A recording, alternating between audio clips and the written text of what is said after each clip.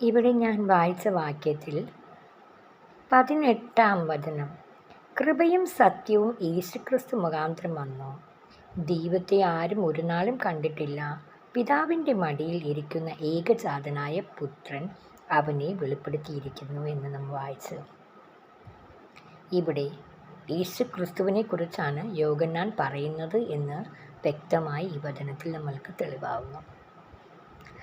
ഞാനിപ്പോൾ അല്പം വചനം മാത്രമാണ് വായിച്ചത്. എന്തുകൊണ്ടെന്നാൽ ഈ വചനത്തെക്കുറിച്ച് അല്പമായി വിശദീകരിച്ച് യേശുക്രിസ്തു എന്തിനാണ് ഈ ലോകത്തിൽ വന്നതെന്നുള്ള കാര്യം അനേകർക്കും ഈ ലോകത്തിൽ അറിഞ്ഞുകൂടാ.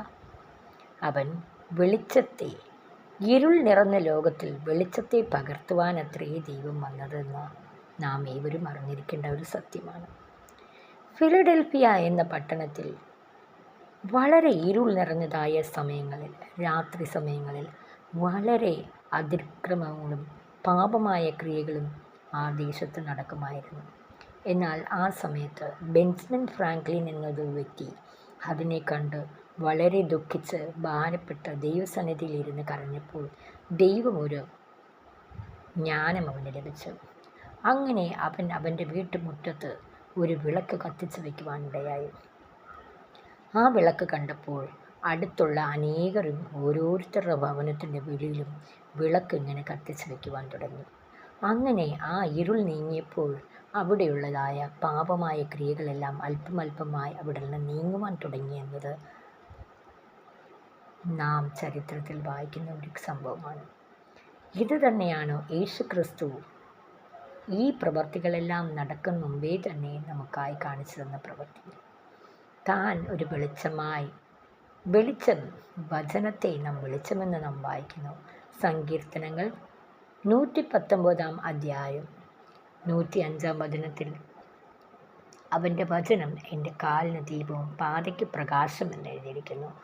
അതൊരു ദീപമായി വെളിപ്പെട്ടതുകൊണ്ട് വചനത്തെ നാം അറിഞ്ഞാൽ പാപം, ആ വെളിച്ചം, വചനം വെളിച്ചമാകൊണ്ട് ആ പാപം അല്പം അല്പമായി നീങ്ങിപ്പോകും എന്നതാണ് സത്യം. ഈ വെളിച്ചമാണ് യേശുക്രിസ്തു. വചനം ജഡമായി തീർന്നു എന്ന് നാം വായിച്ചു. ആ ജഡമായി തീർന്നതത്രേ യേശുക്രിസ്തു. ഈ വചനം യേശുക്രിസ്തുവിലൂടെ വെളിപ്പെട്ടു. കൃപയും സത്യവും ഈ ഭൂമിയിൽ വെളിപ്പെട്ടു.